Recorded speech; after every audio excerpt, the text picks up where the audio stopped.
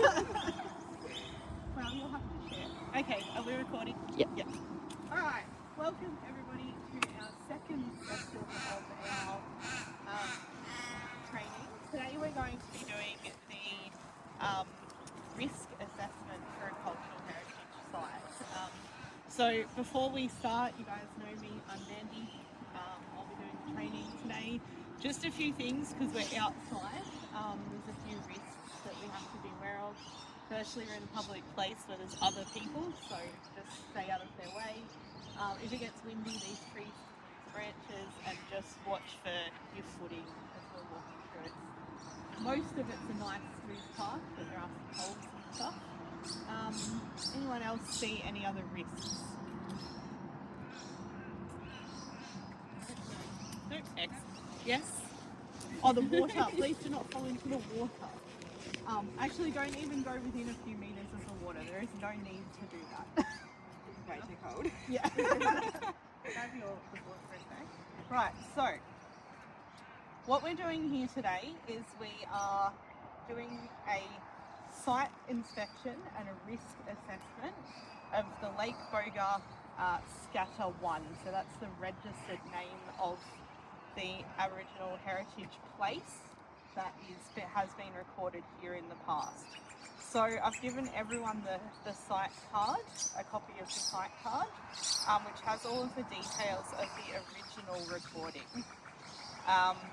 So these site cards, they have the location, the map details, some details about attachments. They've got who recorded it, and then they also have who has edited it. So this one was at last had an inspection done in 2020. Oops. Then has details on the owner and land manager. So this is a public area. It's a park. It's owned by Swan Hill Rural City Council. Place access, so it describes how to get to the place. We then have a little bit about the land form here. So probably the most important bit that we want to look at today is what is actually here. So it was recorded as an artifact scatter. There were 6 artifacts recorded, 2 chert flakes and 4 silkrete flakes. So we're here today to do a risk assessment and inspection. So the most important thing that we do before we come, other than our safety briefing, is a review of the site card and what we're actually looking for today. Put that one back. And then we want to, once we arrive here and we've done our risk assessment, we want to try and relocate those 6 artifacts. So just looking around here, what might be some of the concerns we're trying to relocate those artifacts? Visibility? Yep, visibility, so there's lots of grass. Land use, have they been picked up? Yep, have they been picked up and destroyed? There's a big one. Access. No? Playground. Well, yeah. Yeah, it's a development. So there's a footpath, there's a new shelter, there's a newish playground. So if any of that was not here when those artifacts were recorded, they could have disturbed them and they could be gone. So the next thing that we want to do is they were recorded right over here near this concrete structure, back to basically the barbecue hut there. So how would we go about trying to identify whether they still existed?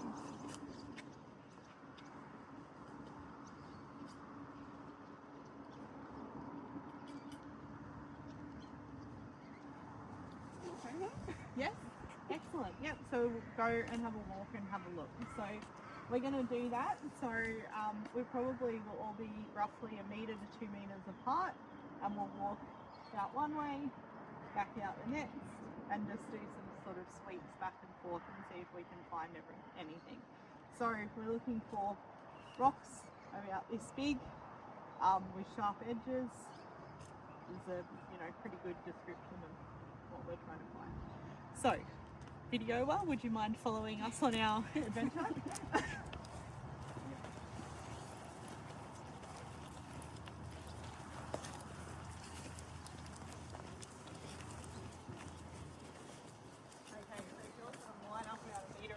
Facing that way, and then just sort of slowly walk looking at the ground to the barbecue shelter, turn around, come back, do it all over again. Okay. Yeah, sorry, yes, you can go. That is big muscle shell. Yes. You will find mussel shell here.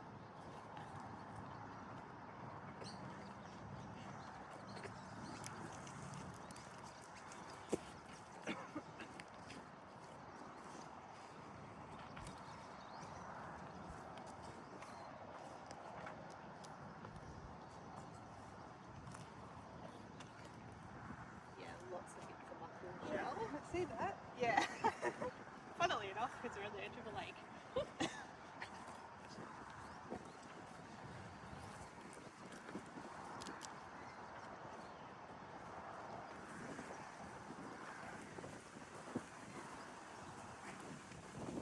What are some constraints that you're thinking in your head right now?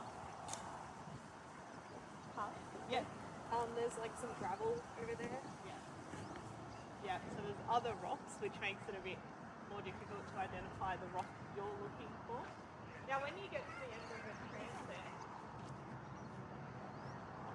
the best way to do the next one is first in the direction you're going. No, and mistakes. If you move up a metre and everyone goes a metre the other side of Hippie, then you've got your next transect about a metre from your original one. Alright, and off we go again.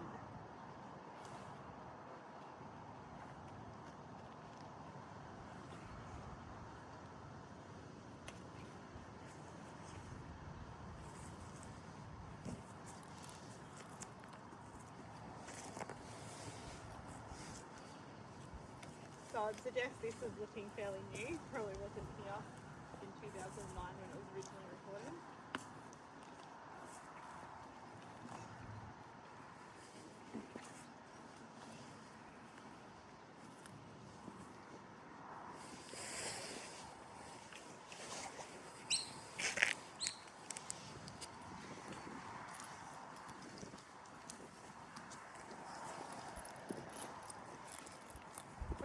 There's a couple of areas like within this space that we've just looked at where you might want to focus on a little bit more.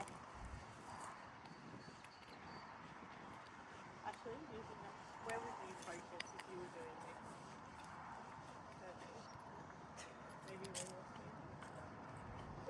standing? Yep. So where there's less grass, so you're going to see the ground and anything on it much easier on that dirt patch.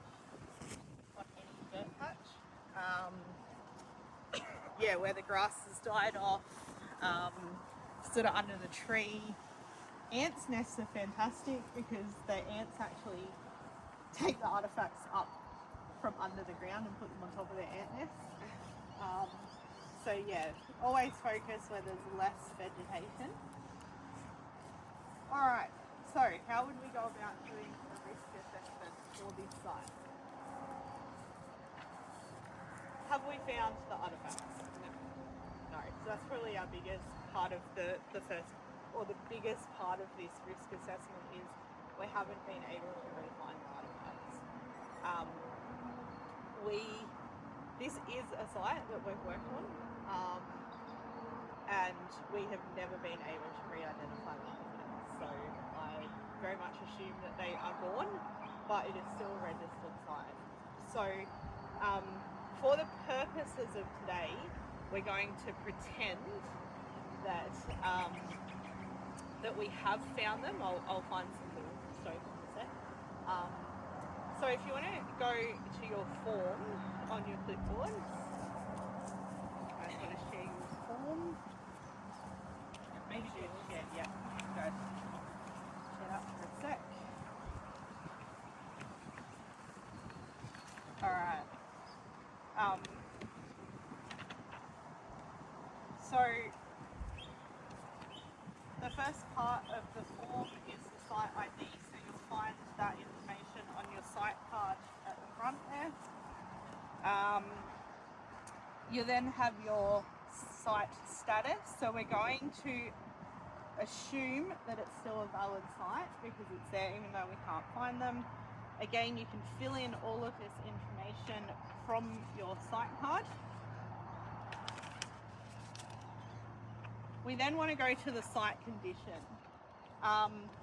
So we're not going to fill in all of this information because it'll take too long for the purpose of this training today. What we're really focusing on is the site condition.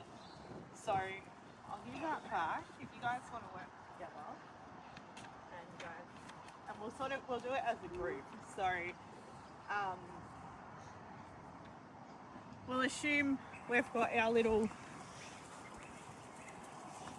pile of artifacts here because we're just doing a role play, so those are our artifacts. Okay, what are we going to write about our site condition? Disturbed. Yep, how would it be disturbed? Concrete path, bollards. Yep. Building infrastructure. Development. Yep. So we've got development. It's a public space, so you're going to have kids playing here, people walking, looking at things, picking them up, moving them. Any other ideas of what? Think about the environment, more natural processes. Well, it's open to the elements. Yeah. Rain, light. Yep, rain, wind. I used to do park run here every Saturday morning. It can get seriously intense on the foreshore here, so with the wind. So you are going, the council do works to keep this bank stabilised. So you've got bank stabilisation works that would impact it, but you've also got a lot of erosion. This sort of parts of it constantly fall down the bank. So if you were to come to a site like this, you've identified your 6 artefacts there. What rating out of 4 average, excellent, good or excellent would you give this site? Probably a quarter average, based on the foot traffic and exposure. Anyone else?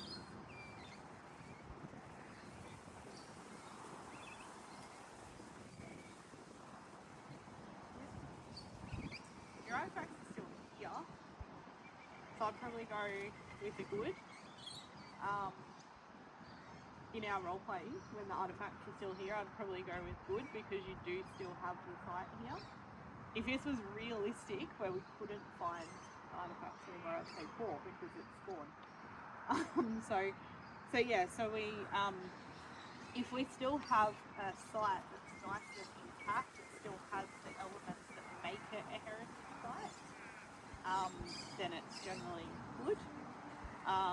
But yeah, if they're gone, or if the heritage site is gone, really heavily disturbed, like all the soil's turned up or something, you go in the sort of average. If it still has elements there, if those artifacts were exactly where they were placed and there wasn't footpaths and infrastructure, you go in excellent. So, any questions about that? Yep. Excellent. Alright, so if you guys want to write your site condition report, it only needs to be a couple of sentences.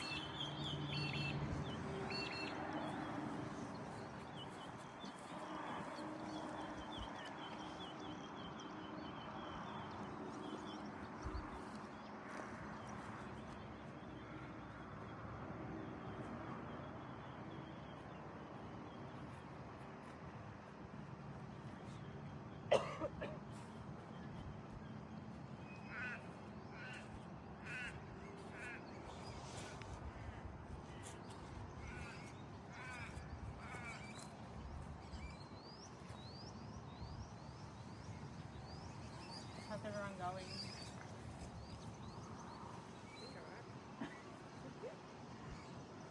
What have you got here? Artifacts still present, X number identified, good condition, area disturbed for public access and developments. Yep, might talk about visibility as well. Yep, perfect. What are you thinking? I've just got there structural development and is a public place, environmental factors plays a big part. Yep. Youth bank erosion. Yep, perfect. How are you going? Artifacts still good. Yep. What are you saying? Artifacts good condition. Yep. And just a public place development. Yep, perfect. Yep. So we'll also then get some photographs.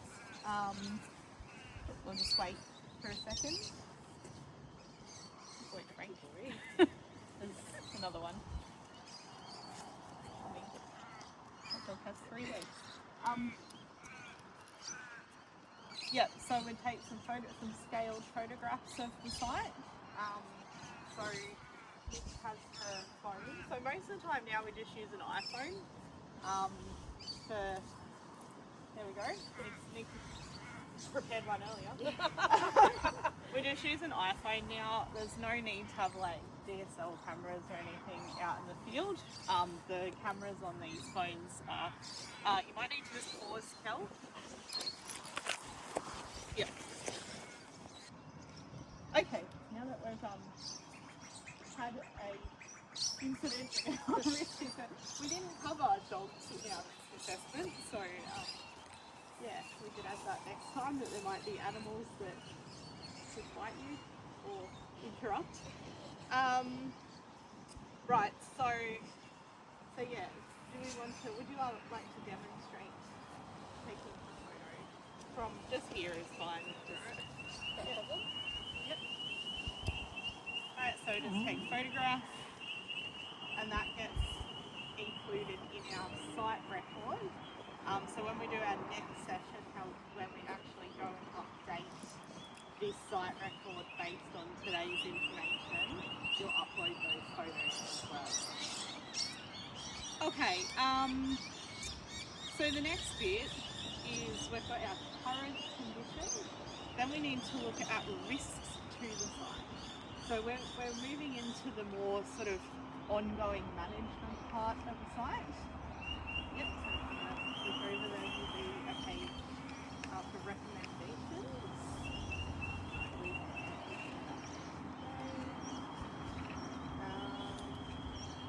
Yeah, probably that one. Yep, management recommendations. So,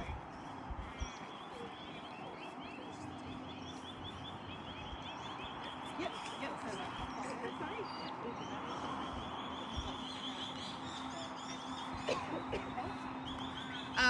So, in our role play situation, we've been asked by the council to come and do a site condition assessment on this site, which we've just done. We've also been asked to do a risk assessment and provide some management recommendations. So, what are our risks to this site? Very similar to what we've already spoken about. Public place. Sorry? Public place. Public place, people picking them up, further development. So when we came and worked on this site, we've actually excavated. You can still see that dirt patch over there was one of our pits from about 3 years ago. I'm not sure why it hasn't grown back. We excavated in the park because they were proposing new development here. So they were proposing to upgrade that playground. So it's a very real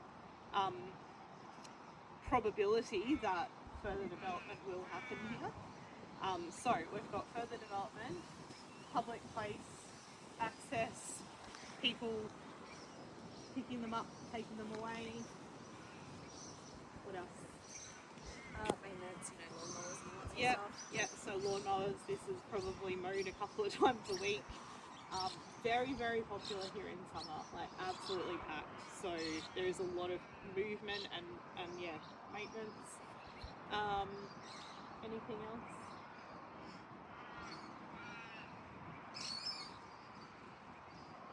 Maybe the environmental factors we spoke about before, like the erosion. So this, you can sort of see without going too close, you can see that bank kind of continually collapses whenever there's a lot of rain and stuff. So yeah, erosion.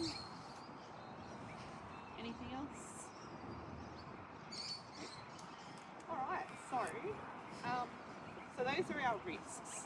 So what can we recommend to mitigate those risks? So the council is saying, we've got a site here, we want to protect it. How might we mitigate, what recommendations would we give to protect that site? If moving them wasn't an option, bring in dirt and cover them so that the grass can grow over Morning. Hi. How you going? to keep them covered. Yep, absolutely. So, Can you fence as well? sorry? Can you fence it? Well, so, the fence. The fence and the sign. One of the most contentious recommendations in archaeology. So, a lot of archaeologists will immediately go to fence it off, signpost it, whatever. We've found throughout time and doing that fence and signposting usually will bring more attention to a site than if it wasn't. So yes, there are absolutely times when you could fence something, but one huge consideration in that is, will it pique people's curiosity, and they'll be like, what's in that fence? I'm going to go and touch what's in that fence. So there's been some case studies for rock art in particular that have been untouched for like 200 plus years. They've put a fence and a sign up and it's been graffitied within 12 months. So in such a public place, I personally would probably not recommend the fence. Adam's suggestion of covering them is great. So cover them with dirt, just throw some grass, comes a little mound there, they're protected, no one knows what they are. Problem with that one, you're still going to get a little bit of erosion, so it may end up eroding away. Any other management recommendations?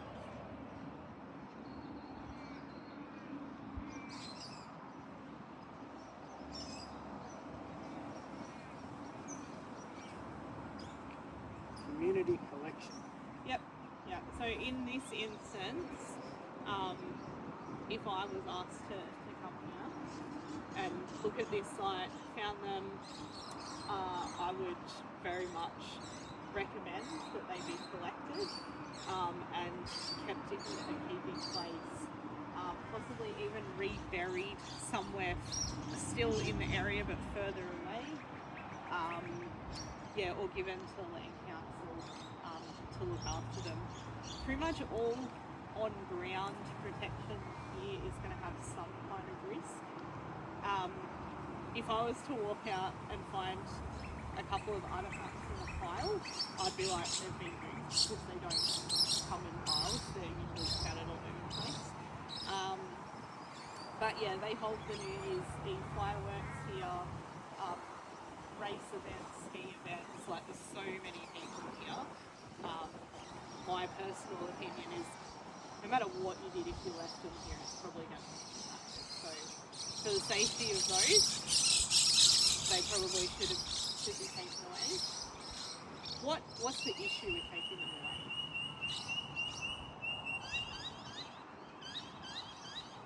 They're Yeah, so you need a permit, absolutely. Good one. Yeah, you absolutely need a permit. Anger within the community. Yeah. People see it the wrong way. Yeah, so the recommendation would be consultation with the Aboriginal community with the aim of collecting them and taking them away. So you wouldn't even, well, you couldn't get a permit without consultation. But even if you could, you still would consult with the Aboriginal community and say, hey, this is why we think it's best to take them away. So we're going to do that. What else? When we take them away, what else happens when we take them away? Would it no longer be like a heritage? Yeah. So this is no longer a site. You're taking them away from their context. So even if they're in a little pile, they probably came from here somewhere. As soon as you pick them up and take them away, you're taking them out of their context and it's no longer a heritage site. So in doing a risk assessment, that's the things that we really have to weigh up.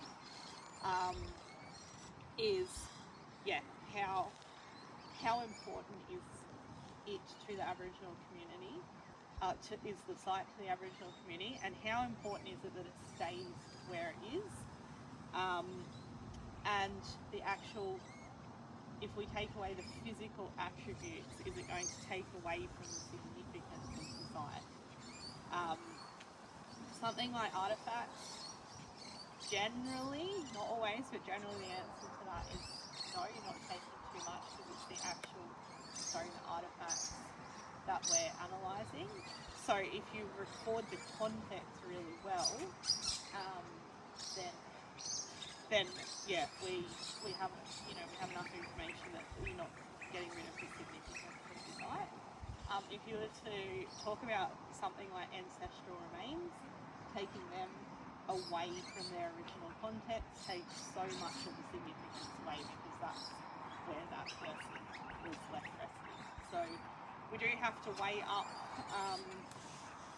those options. So if we leave them on a site like this, likely to be destroyed or taken. Most people sort of in the public don't understand. Sorry, I'll just stop while Charlie does his thing. I'll take Charlie. Sorry, where was it? Yeah, so we have to weigh up as for our management recommendations. Is leaving them here, even if they're covered or fenced or protected, the best we can? Is that going to be the best option? Should we take them away? But does that take away from the significance of the site? Any comments or questions? Alright, I'll let you write your site recommendations or your management recommendations. Yes, you need to.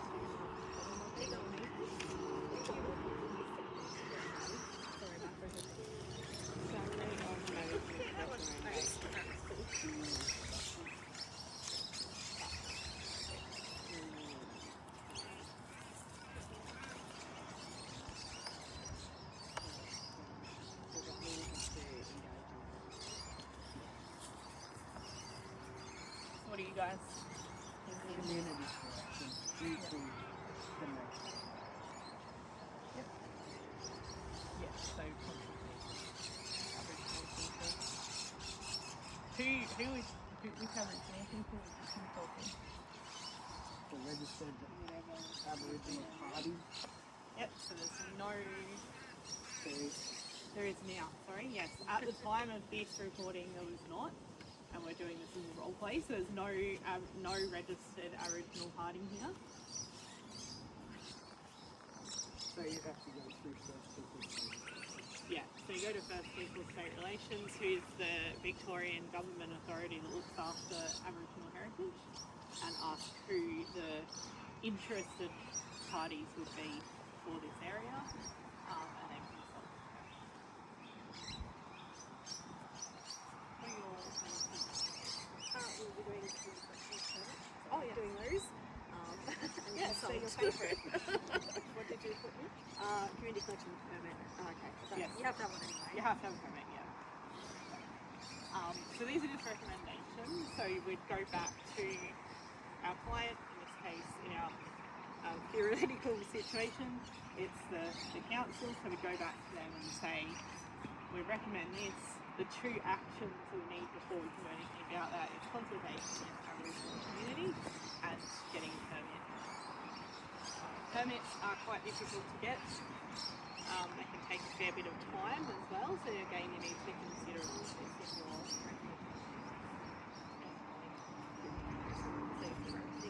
Yeah, the reps. So there is, when you said there was none, the first people. yeah, first name, first name relation. Yeah, Perfect. No, perfect. So, very recently, last year, this region got a rap, maybe it was Christmas before time flies, but very recently, within the last 12 months or so, this region got its RAP, which is a Registered Aboriginal Party. So Wemba Registered Aboriginal Party is now looks after this. So if we were doing this consultation for like doing this assessment for real and needed to talk to them, we would go and see them only. At the time we were doing the work out on our site, there was no registered Aboriginal party, so we had to work with a couple of different groups. So I'm not thinking we had it out there. Yeah, Danny Kelly. Yeah. Which are Wemba, but yeah, so we're in a Wemba area. Wemba or Wemba. Lots of different spelling, but that's the local group here. Okay, any questions about recommendations? Any questions about the risk assessment? Any questions at all about anything we've done today? Excellent, keep rolling for a sec. Does anyone have any feedback on the FIC training session? Anything that could have made it a bit easier? If possible, maybe a photo of the artifacts. Yeah, absolutely. I was hoping someone would pick that up. So I left the photo out on purpose, just to sort of try and get you guys thinking about what you were looking for. As part of that site card, I'd always want to see, try and get, they don't all have photos. So I did want to do this training exercise without a photo because you do get ones that don't have photos. But if we did have a photo, look at that before we go out just to see what we're actually looking for. In any situation when we're looking for artifacts, what you'll see from one day to the next can be very different. If you've got a site report in 2009 to 2026, almost a 20-year period, even if those 6 artifacts are still here, there's probably another 6 that weren't. So if we're trying to identify a particular thing, photograph description, so there's description in there, any information you get. The older the recordings are, usually the less information. So the newer recordings will have photographs, drawings, maps, measurements, all kinds of things. As you get older recordings, they generally don't have any of those things. They have a lot less things. Any other feedback? Does everyone understand everything that we came through? Yep, so if I was like, to my knowledge. yeah, no, totally understand. So if I was to say, okay, go out to the water skiing club, there's a site in front of that, what action would you take? Risk assessment. Yep, so if you think right back to the beginning of our session, what might you need before you even get Photo. Yes. Our paperwork to tell us what it is, where it is, So, what it contains. yeah, so you want to do your desktop research, which we had a look at in our previous session, which might be Trove, Acris, so looking for the previous site card. If the site card doesn't have a lot of detail, you can actually then sort of go on to Trove and see, type in things like Midden, sometimes the newspaper articles about them that might give you some, or photos that might give you some clues. So you do your background research, then you get out to site. What did we do first? We identified the location Yep. before we done a walkover. Yep, so our identifying the location, we tried to re-find the site. Then what did we do? Yep, walkover. Yep. And then what was the next step? We Go noted, back to form. we noted areas of disturbance. Yep. We're Areas. easy to look. Yeah. Yeah, so site condition assessment. Yep, so a site condition assessment. Then we identified the current risk. So the current risk. Okay, so the current risk, and then we took the photo, thank you very much, we did. And then what was the next part? The last part we wrote down. Our recommendation. Yeah, our management recommendations. Yep. Excellent. All right. Well, thank you very much, guys, and I will see you in the next session, which will move to Tuesday because Maddie's not here. So we'll move to Tuesday. Thank you. Thank you. Thanks.